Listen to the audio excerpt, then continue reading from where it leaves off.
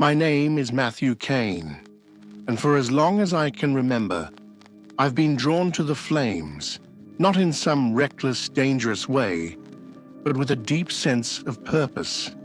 Growing up in a small town, nestled against the edge of California's wildlands, I'd seen fires carve paths of destruction, threatening lives and livelihoods. My father was a firefighter before me, and I grew up watching him face those infernos with equal parts courage and humility.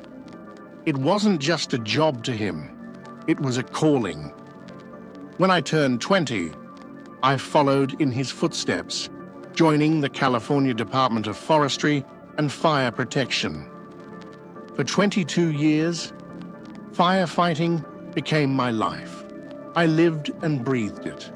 Every call was a chance to make a difference, to protect people and give them hope in the face of devastation. I've always believed in God, and I've always felt His presence in the firehouse and on the front lines. It's hard not to when you're walking into situations where the odds seem stacked against you, yet somehow you come out on the other side. There were times I felt like I could hear Him in the roar of the flames, or see His hand in the way things turned out. But in the last few years, something began to shift. The fires got worse, bigger, hotter, and more unpredictable. We used to have a fire season. Now, it felt like fire season never ended. Entire communities were wiped out in hours, and no matter how hard we fought, it seemed like we were always one step behind. I couldn't help but wonder why. Why were things getting so out of control? Was it just bad luck, climate change, or something deeper? That question weighed on me, especially during the fires of 2025. The wildfires that year were like nothing I'd ever seen. They didn't just destroy forests and homes, they felt personal, like they were alive, targeting every vulnerable place they could find.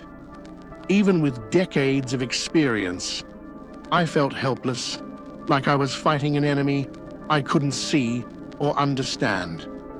I prayed more than ever during that time, asking God for guidance, for strength, for answers. But instead of clarity, I felt a growing sense of doubt. Was I really making a difference? Was my work still part of His plan? The morning of January 15th started like any other day. I was on call as part of a task force sent to assist with one of the largest fires raging in Southern California. Our team had been working non-stop for days, rotating shifts to get what little rest we could. The air was thick with smoke, turning the sky a dull, eerie orange. Even after all these years, I wasn't used to it. The way the air tasted metallic, the way the heat seemed to seep into your bones. But there was no time to dwell on it. Lives were at stake. We got the call around 7 a.m. A small community on the edge of the fire line had been evacuated, but a handful of people were still unaccounted for. Some were elderly, unable to move quickly, while others had stayed behind to try to save their homes. It wasn't safe for them to stay, and our job was to get them out before the fire turned their way. It was the kind of mission I'd done 100 times before, but something about this one felt different. I couldn't shake the sense that today would be a turning point, though I didn't know why. When we arrived at the scene, the fire was still a few miles away, but the wind was picking up, a bad sign. Wildfires move fast enough on their own, but with the wind, they can become unstoppable. We split into teams, going door to door to make sure everyone was accounted for. Most of the houses were empty, their occupants long gone, But in one home, we found an elderly woman who hadn't been able to leave on her own. She was sitting in a chair, clutching a photo album to her chest, tears streaming down her face. "I didn't want to leave," she said, her voice trembling. "This is all I have left." I knelt beside her, putting a hand on her shoulder. "We'll make sure you're safe," I said, my voice as steady as I could make it. "But we need to go now. You can bring the album with you." Her grip on the album tightened, and for a moment, I thought she wouldn't move. But then, she nodded, letting us guide her to safety. I carried her to our truck, where one of my teammates stayed behind to drive her to the evacuation center. As I turned to head back toward the neighborhood, I noticed the wind had shifted again, blowing harder than before. A chill ran down my spine, and I grabbed my radio. "Command, this is Kane," I said. "The wind's picking up. We need to wrap this up fast." "Copy that," came the response. "Be advised, the fire's moving faster than expected. Stay alert." We moved quickly, checking the last few houses. Most were empty, but in the final home, we found a young father and his 2 kids struggling to pack up what little they could carry. The kids were crying, and the father looked on the verge of panic. "I can't leave everything behind," he said, his voice breaking. "You have to," I said firmly. "Things can be replaced. Your lives can't." He hesitated, but when the kids clung to him, he relented. We helped them to the truck, loading them up, just as the fire crested the hill behind their house. The flames roared like a freight train, and for a moment, it felt like the world was on fire. My heart pounded as I turned to my partner. "We need to move, now." But as we started to leave, the wind shifted again, and suddenly, the fire was everywhere. It came faster than I thought possible, cutting us off from the main road. The smoke was so thick I could barely see, and the heat was suffocating. My radio crackled to life, but the signal was weak. "Kane, what's your status?" "We're trapped," I said, coughing, trying to find another way out. Every instinct told me to panic, but I forced myself to stay calm. "This isn't how it ends," I whispered under my breath. "God, I need you now." We managed to find a narrow dirt path that led away from the flames, but the fire was closing in fast. The truck shook as embers pelted the windshield, and I could feel the heat through the doors. My partner shouted something, but I couldn't hear him over the roar of the flames. All I could do was pray. And then everything went dark. I thought it was the end, but what came next changed everything. When I opened my eyes, I didn't know where I was. At first, I thought I was dreaming. The world around me was unlike anything I had ever experienced.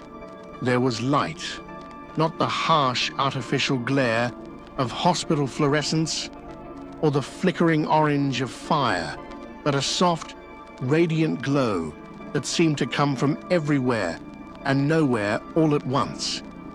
It wasn't just light, it was warmth, a warmth that wrapped itself around me and settled deep into my very being. The first thing I noticed was the stillness. For someone who'd spent a lifetime surrounded by chaos, the roar of flames, the blaring sirens, the shouting voices of teammates, the silence was almost disorienting. But it wasn't empty, it was peaceful, a kind of silence that wasn't absence, but fullness, as if the quiet itself carried meaning. I looked down, expecting to see my body, my hands, My boots scuffed from the fire line, but what I saw stopped me cold. I wasn't there, or rather I was, but not in the way I had always understood myself to be. My body, the thing I'd relied on for decades to pull people from danger, to hold a hose steady in the face of roaring flames, wasn't there. And yet I felt more alive, more real than I ever had before. It was as if the physical part of me had been stripped away, leaving only my essence, my soul, if you will. That's when I noticed the peace. It wasn't just around me, it was inside me, filling every corner of what I now realized was me, not the body I'd left behind. I felt weightless, free in a way I'd never imagined. Every worry, every fear, every ounce of exhaustion that had clung to me like a second skin was gone.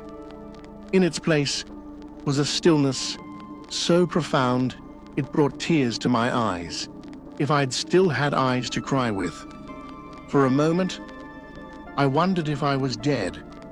The thought should have terrified me, but it didn't. Instead, it felt like an answer to a question I hadn't realized I'd been asking my whole life. If this was death, it wasn't something to fear. It was beautiful. As I stood, or floated, or existed, whatever it was I was doing, I began to notice more about the space around me. The light wasn't just light, it was alive, pulsating gently as if it had a heartbeat. It didn't hurt to look at, but it was impossible to fully comprehend. It shifted and shimmered, taking on colors I couldn't name, and patterns that seemed to move with purpose. I could feel it too, not just on the surface of what used to be my skin, but inside me, as if it were part of me, and I was part of it. And then there was the presence. I can't explain it in words, because words fall so far short of what it was. It wasn't a person or a voice, at least not in the way we understand those things. It was more like an awareness, a knowing that filled the space around me and within me. It was love, pure and unfiltered, the kind of love I'd only caught glimpses of in my life. It wasn't the conditional kind, the kind that depended on how good you were or how much you achieved. This love was absolute, unconditional, and it saw me, all of me, every failure, every doubt, every mistake, and it didn't flinch. For what felt like an eternity, and no time at all, I stood in that presence, letting it wash over me.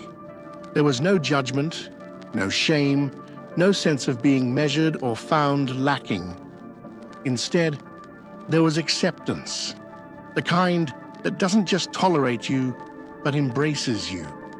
I felt whole in a way I never had before, as if every broken piece of me had been gently gathered up and put back together. But even in the peace, questions began to form in my mind. Where was I? What had happened? Was this heaven? If it was, why didn't it look the way I'd imagined? Pearly gates, angels with harps, the whole bit? And what was I supposed to do now?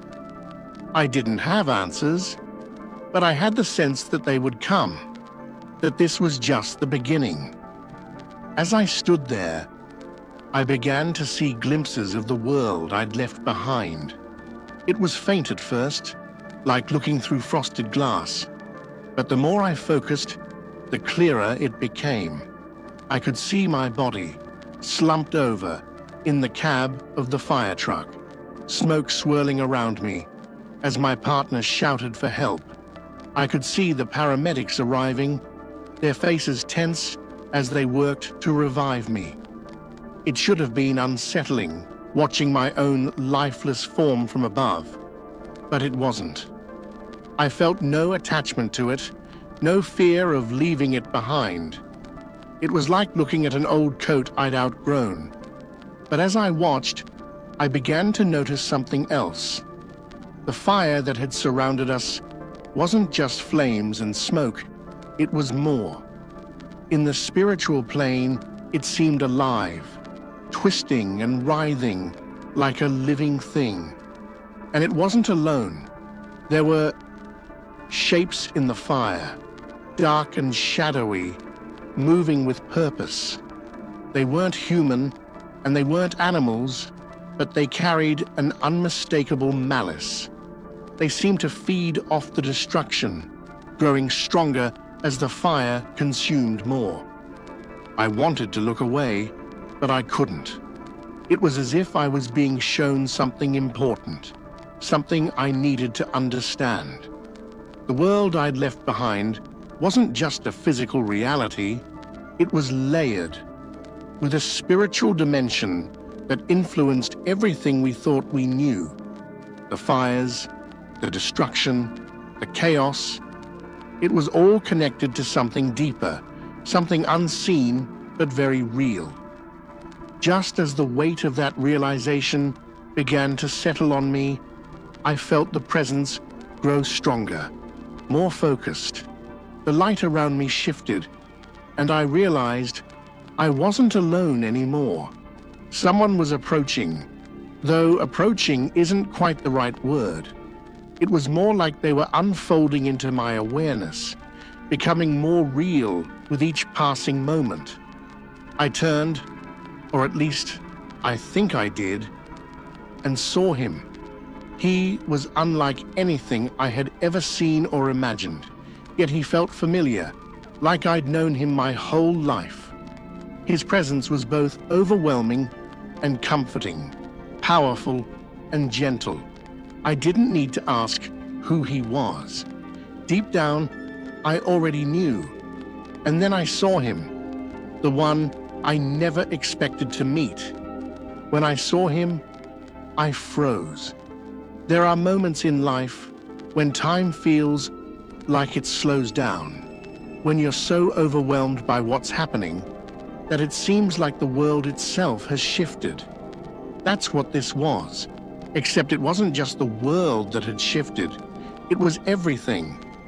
He stood before me, or perhaps stood isn't the right word, because he wasn't bound by the rules of physical space. His presence filled the air around me, as if he were both near and everywhere at once. His face was radiant, shining with a light so pure and so full of love that it was almost impossible to comprehend. Yet, for all its majesty, there was a tenderness in his expression, a familiarity that made me feel like I'd known him forever. I didn't need an introduction. I didn't need to ask who he was. Deep down, I knew. Every part of me recognized him, even parts I hadn't known existed. This was Jesus. The realization hit me like a wave, and I felt every emotion at once: fear, awe, gratitude, unworthiness. My knees buckled under the weight of it all, and I found myself bowing before him, not because I thought I should, but because I couldn't do anything else. His presence was overwhelming, and yet it didn't crush me. Instead, it lifted me, held me, made me feel more alive than I'd ever been. "Matthew," he said, and the sound of my name in his voice was unlike anything I'd ever heard. It wasn't just a sound, it was a truth, a calling, a love so profound it seemed to echo through every fiber of my being. "Do not be afraid." I wanted to respond, to tell him I wasn't afraid, but that wasn't entirely true. I was afraid of what this moment meant, afraid of why I was here. But his voice, washed over me like a balm, and the fear began to melt away. replaced by something else. Peace, trust. "You have questions," he said. And it wasn't a question.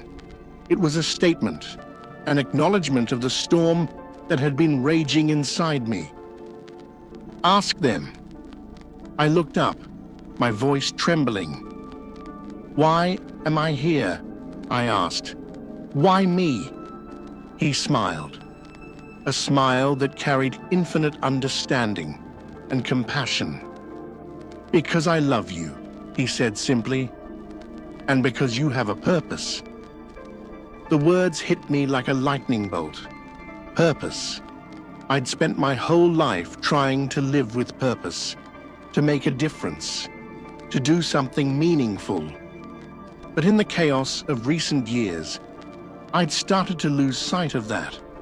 The fires, the destruction, they'd left me questioning everything. And now, here he was, telling me I had a purpose. "But why now?" I asked. "Why this way? I don't understand." "You will," he said gently. "But first, there are things you must see." As he spoke, the space around us began to shift. It was as if the very fabric of reality was changing, pulling back layers I hadn't even known were there. Suddenly, we were no longer standing in the ethereal light. We were looking down at the world I had just left. I could see the fires raging, consuming everything in their path. But it wasn't just the physical flames I saw. There was something deeper, something more sinister. "These fires," Jesus said, his voice heavy with sorrow, "are not merely natural disasters. They are the physical manifestation of a spiritual reality." I stared in disbelief as the fires took on a new dimension. Within the flames, I saw shapes, dark, shadowy figures, twisting and writhing as if they were alive. They weren't human, and yet they carried an intelligence, a malice that was undeniable. They seemed to feed off the destruction, growing stronger with every acre burned, every home lost. "What are they?" I asked, my voice barely above a whisper. "They are the fruits of spiritual corruption," he said. "The fires you see are the result of choices made in the hearts of my people. For generations, they have turned away from me, choosing the ways of the world over the ways of truth. Each act of selfishness, each rejection of love, each embrace of fear and hatred has fed this darkness." I felt a lump rise in my throat as I processed his words. "But why would you let this happen?" I asked.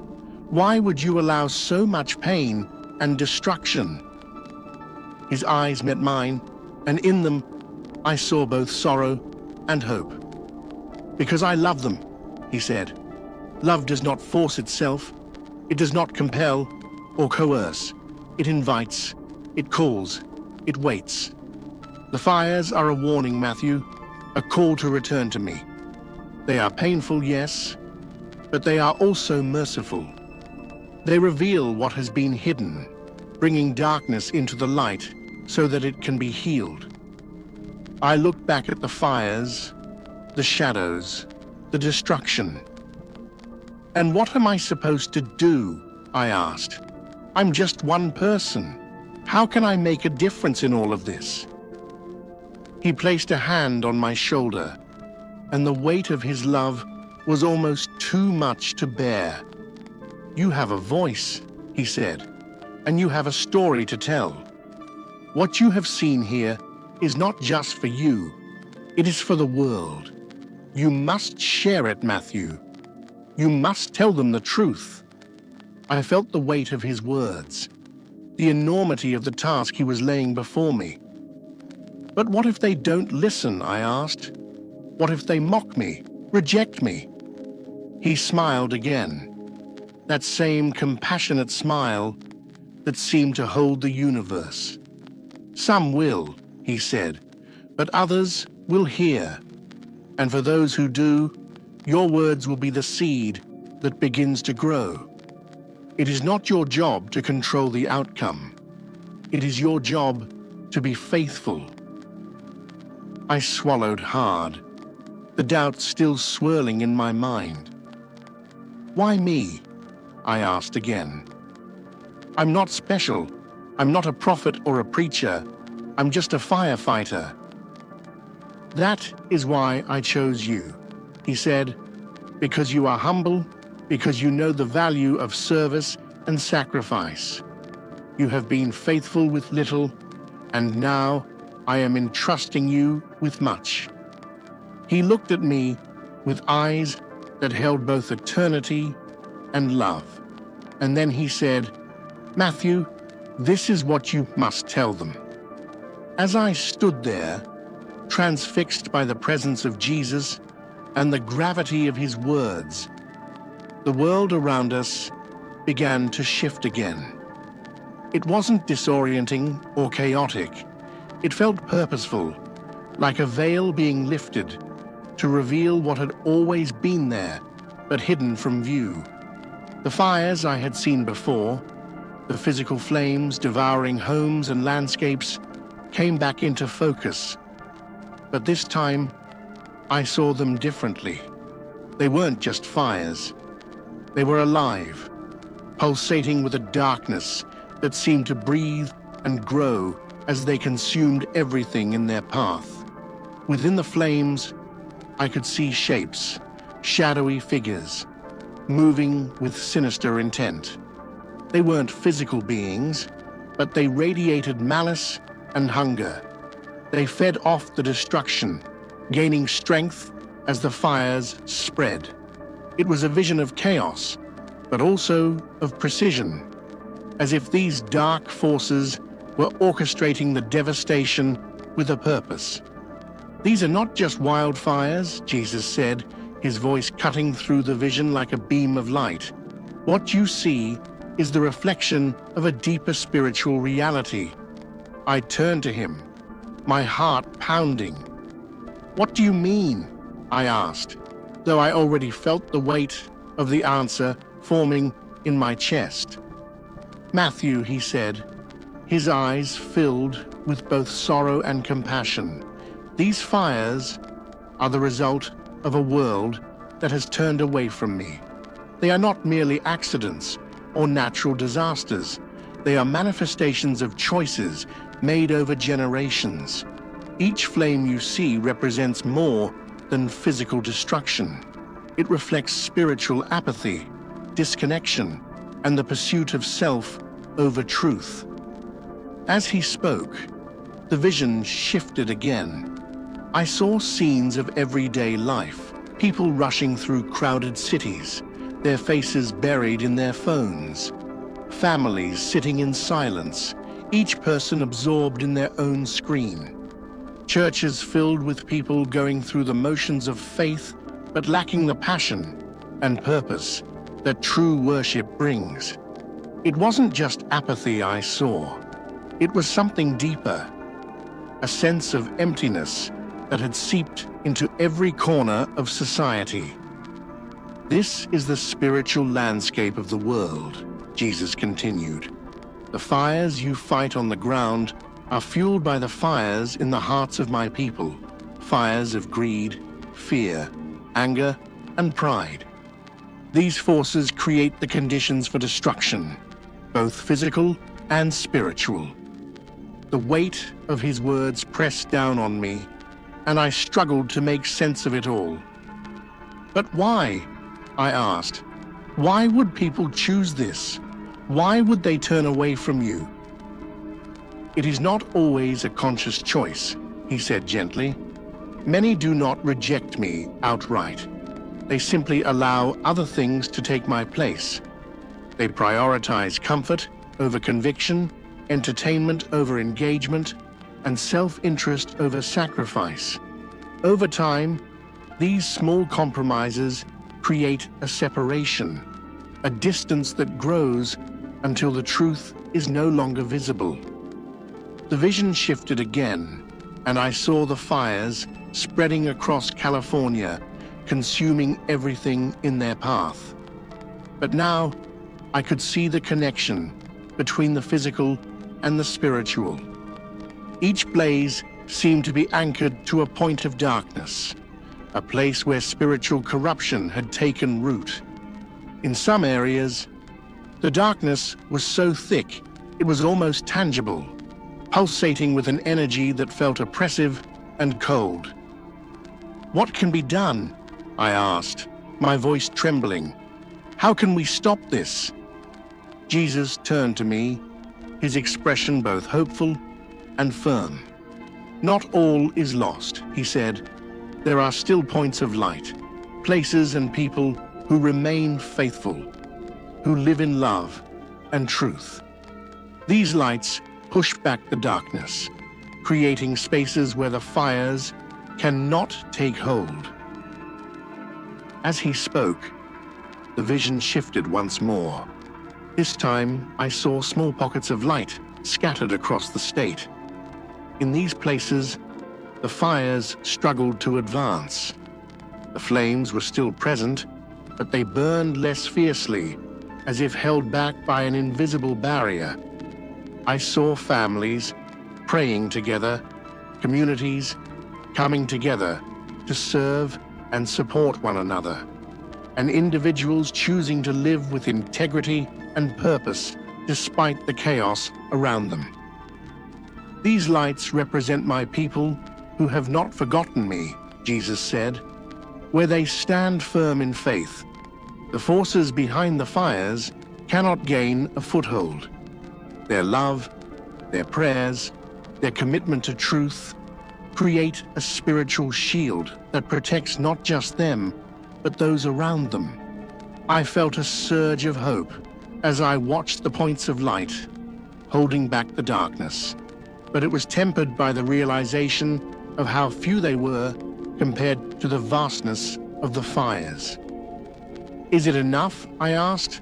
"Are there enough of them to make a difference?" "That depends," Jesus said, his tone growing more urgent. "It depends on whether my people will wake up to the truth. This is not just a physical battle, it is a spiritual one. And it cannot be won with human effort alone." He turned to face me fully, his eyes locking onto mine, with an intensity that sent a shiver down my spine. "This is why you are here, Matthew," he said. "You must tell them what you have seen. You must help them understand that the fires cannot be stopped by firefighting techniques or government policies alone. The root of the problem is spiritual, and the solution lies in a return to me." His words hung in the air, heavy with meaning. I felt the weight of the mission he was giving me, and it both terrified and humbled me. "How?" I asked, my voice barely above a whisper. "How do I tell them? How do I make them see?" "Speak the truth," he said simply. "Tell them what you have seen and what you have learned. Some will listen and some will not. That is not for you to control. Your task is to be faithful, to shine a light in the darkness." The vision shifted one final time, and I saw a future divided. In one path, the fires grew worse, consuming not just land, but lives, communities, and hope itself. In the other, the lights began to spread, joining together to form a network of faith and love that pushed back the darkness. In this path, the fires became manageable, their destructive power diminished as the spiritual atmosphere changed. "Time is running out," Jesus said, his voice filled with urgency. "The choice must be made soon. Tell them, Matthew. Tell them that I love them, that I am calling them back to me. But also, tell them that the time for indecision is over. They must choose. He placed a hand on my shoulder, and the love that radiated from him was almost overwhelming. "Remember this," he said. "Every act of faith, every prayer, every moment of love and sacrifice creates a ripple effect in the spiritual realm. It is not in vain. Even the smallest light can push back the greatest darkness." As the vision began to fade, his final words echoed in my mind. "The fires are a warning, but they are also an invitation, a call to return to the truth. Share this message, Matthew, and know that I am with you always." Jesus warned me that the time to act was running out, and the next words he spoke would haunt me forever. The first thing I felt was the weight of my body. After what felt like an eternity floating in peace and light, the sensation of gravity pressing against me was jarring. My chest rose and fell with a strained rhythm, every breath feeling like a monumental effort. I could hear faint beeping sounds and distant murmurs, but it took a moment for my mind to catch up to what was happening. I was back. The memory of where I'd been and what I'd seen came rushing back in a torrent. The light, the overwhelming love, Jesus' presence, the vision of the fires. It was all still vivid, etched into my soul as though I'd lived it just seconds ago. But now I was here, back in the physical world, and the contrast was almost too much to bear. "Matthew," a familiar voice broke through the haze.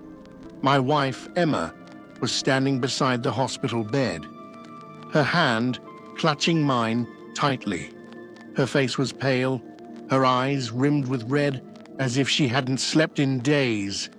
Relief washed over her features when she saw my eyes flutter open. "Oh, thank God," she whispered, tears streaming down her face. I tried to speak, but my throat was raw, and the only sound that came out was a hoarse rasp. Emma grabbed a cup of water from the bedside table and helped me take a few small sips. The cool liquid soothed the dryness, but it did little to calm the storm raging inside me. How could I explain to her what had just happened? How could I tell her that while my body lay lifeless in this hospital bed, I had been somewhere else entirely, somewhere so real, so profound, that it made this world feel like a shadow? The door to the room opened, and my two kids, Ellie and Noah, peeked in hesitantly.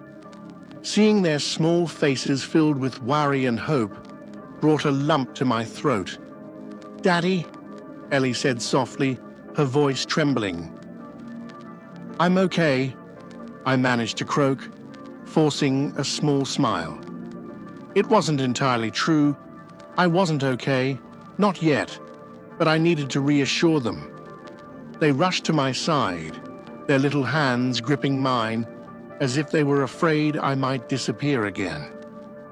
Emma leaned down and kissed my forehead, her tears landing softly on my skin. "You scared us," she said, trying to smile through her own emotions. "The doctors, they said you were gone for a few minutes. They said you shouldn't even be here right now." I closed my eyes, the enormity of her words settling over me. She didn't know how right she was. By all medical accounts, I had been dead. My heart had stopped, but what she couldn't know was what had happened in those minutes, what I had seen, what I had been told. And now, here I was, alive again, with a message that burned inside me like a fire I couldn't extinguish. The room filled slowly as more people arrived. My fellow firefighters, my parents, even my team captain. Their relief was palpable, their voices blending together as they took turns checking on me, sharing their gratitude that I had survived.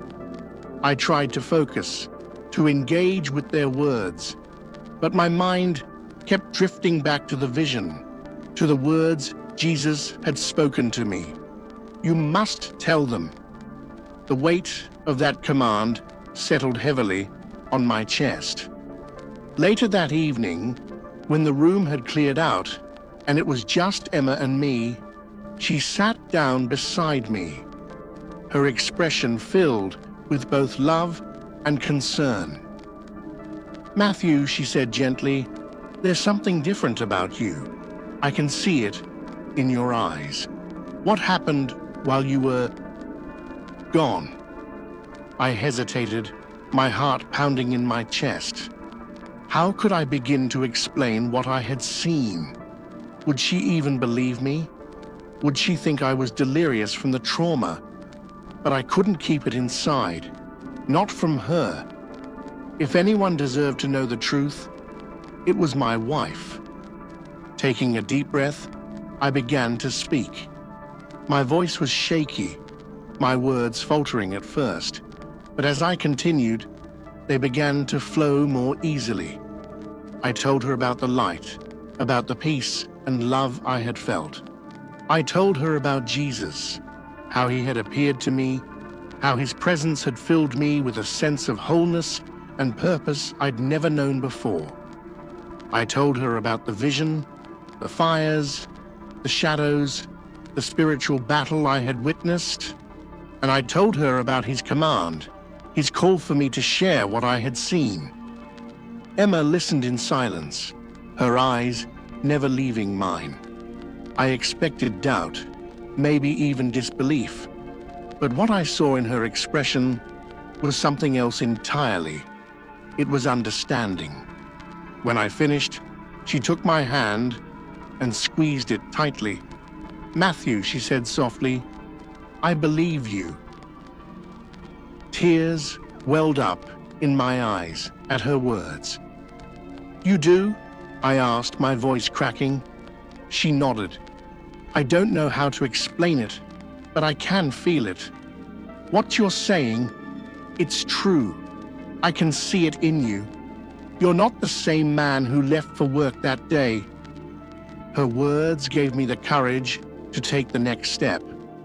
Over the following days, as I recovered in the hospital, I began to share my story with others, first with my closest family, then with a few trusted friends.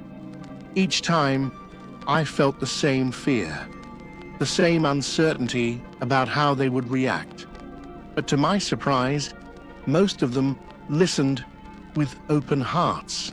Some cried, others asked questions, and a few admitted that they too had felt a growing sense of unease about the state of the world. But not everyone was receptive. There were those who dismissed my story as a hallucination, a product of oxygen deprivation or a near-death delusion. "You've been through a lot, Matt," one of my co-workers said, patting my shoulder. "I'm just glad you're okay. Don't overthink it." Their skepticism hurt, but it didn't shake my resolve. I knew what I had seen, and I knew it was real. Jesus' words echoed in my mind every time I felt doubt creeping in. "Tell them what you have seen. Be faithful and leave the rest to me." By the time I was discharged from the hospital, I felt stronger, not just physically, but spiritually. The world outside felt different to me now, like I was seeing it through new eyes. Every moment felt significant, every interaction an opportunity to share the message I'd been given. As I walked through the doors of the hospital and into the sunlight, I knew my life would never be the same. I had been given a mission, and I was determined to fulfill it, no matter the cost. I knew sharing this message wouldn't be easy, but what I didn't realize was how it would change everything. For me, and for those I loved. It's been several months since I woke up in that hospital bed, gasping for air and clutching onto life after what can only be described as a miracle. At first, sharing the vision felt like an impossible task. How do you put into words an experience so profound, so beyond anything this world understands? How do you tell people that the flames tearing through their homes and communities are more than just natural disasters? They are symptoms of a deeper spiritual battle. And yet, I knew I had no choice. Jesus' words were clear. Tell them what you have seen. I started small, sharing the message with those closest to me, my wife, my children, a few trusted friends. To my surprise, many of them didn't dismiss my story. Some cried as I described the overwhelming love I felt in Jesus' presence. Others admitted that they, too, had felt a growing sense of spiritual emptiness and disconnection in their lives. Those early conversations were difficult but transformative. Slowly, I began to see how my story was planting seeds in their hearts. Word spread quickly in our small community. Before I knew it, I was being invited to speak at local churches, community centers, and even schools. I would stand before these groups trembling with a mix of nerves and conviction, and recount what I had seen. The light, the vision of the fires, the shadowy entities that fed off our apathy and disconnection, and the points of light that pushed back against the darkness.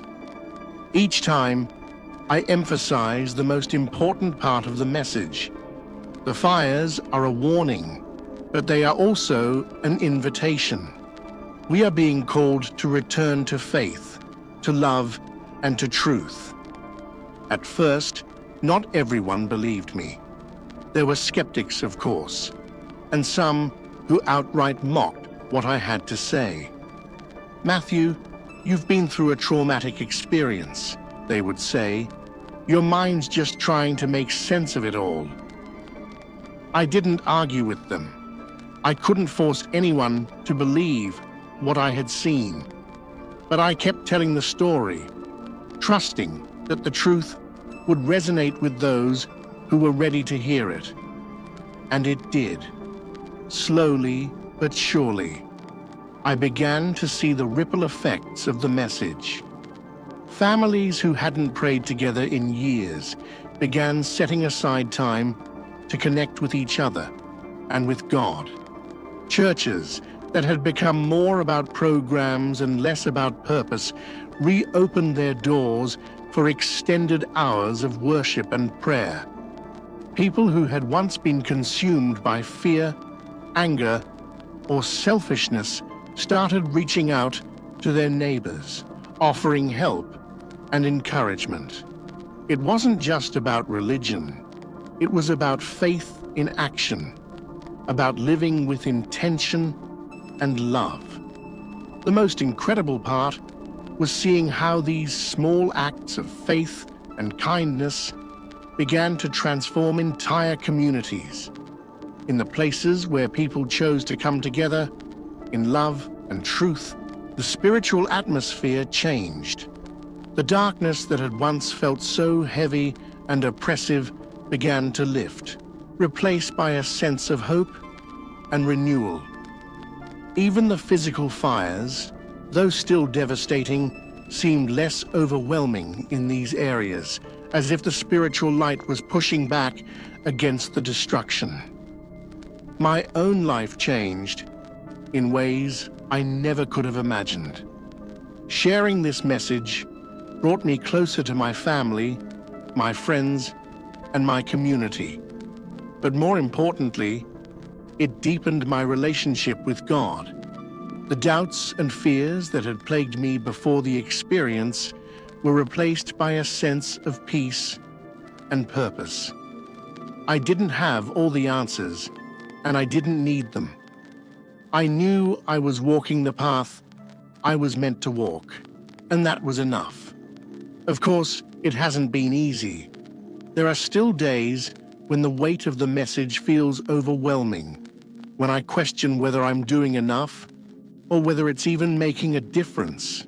But in those moments, I remember Jesus' words, "Be faithful and leave the rest to me." I'm not responsible for changing hearts. That's God's work. My job is simply to share the truth and trust that it will reach those who need it. As I sit here reflecting on everything that has happened, I'm filled with gratitude for the second chance I've been given, for the love and support of those around me, and for the opportunity to share this message with you. I know that the world can feel dark and overwhelming at times, especially in the face of disasters like the fires. But I also know that there is hope. There is always hope.